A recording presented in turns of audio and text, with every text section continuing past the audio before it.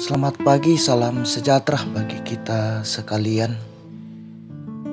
Di hari yang baru ini, kita berjumpa lagi dalam renungan harian Toraya edisi Selasa 31 Mei 2022. Sebelum kita menjalani hidup yang baru dikaruniakan oleh Tuhan, kita mengangkat tugas dan tanggung jawab. Mari saudara-saudara kita sejenak bersekutu mendengarkan firman Tuhan pada saat ini. Mari kita berdoa. Dalam suasana bahagia, karena kasih dan kemurahan Tuhan terus dinyatakan kepada kami. Kami datang menghampirimu Tuhan dalam persekutuan kami.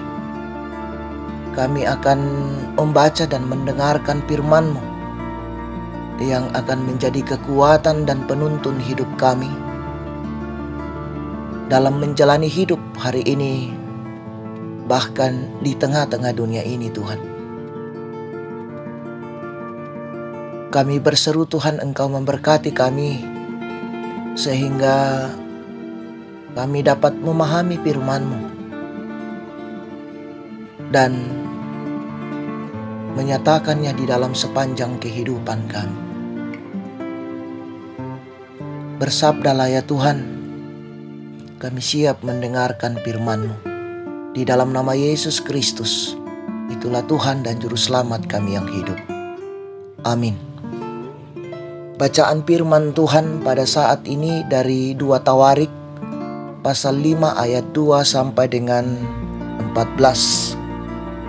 Firman Tuhan yang akan saya baca pada ayatnya yang ke-6. Tetapi Raja Salomo dan segenap umat Israel yang sudah berkumpul di hadapannya berdiri di depan tabut itu dan mempersembahkan kambing domba dan lembu sapi yang tidak terhitung dan tidak terbilang banyaknya. Sampai sedemikian jauh pembacaan kita, terpujilah nama Tuhan.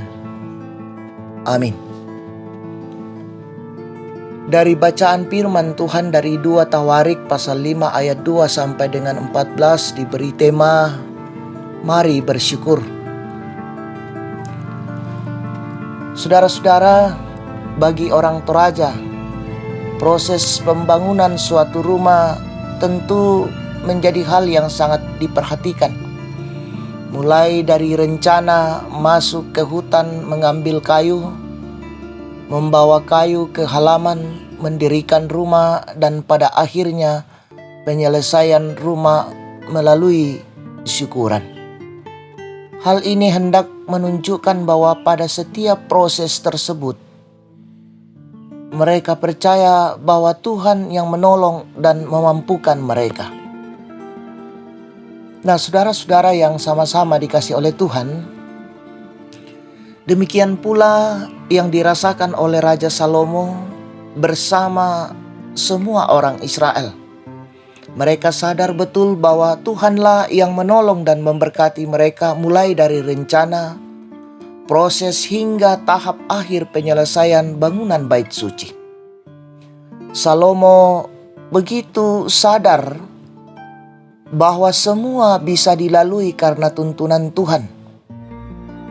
Mereka kemudian melaksanakan upacara pentabisan gedung bait suci yang akan menjadi pusat peribadatan mereka kepada Tuhan. Pada acara tersebut, Raja Salomo tidak melupakan aturan dan ketetapan yang ada. Ia mengumpulkan tua-tua Israel, kepala suku, serta pemimpin puak agar berkumpul di Yerusalem. Tujuannya adalah untuk mengangkat tabut perjanjian Tuhan dari Sion untuk ditempatkan di bait suci.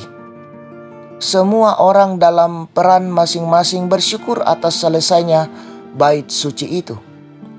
Mereka menghayati kemurahan dan kebesaran Tuhan bagi mereka semua. Nah, saudara-saudara yang sama-sama dikasih oleh Tuhan, demikian hendaknya dalam kehidupan kita. Anugerah dan kasih Tuhan terus kita alami. Tetapi kita sering kali lupa untuk bersyukur kepada Tuhan.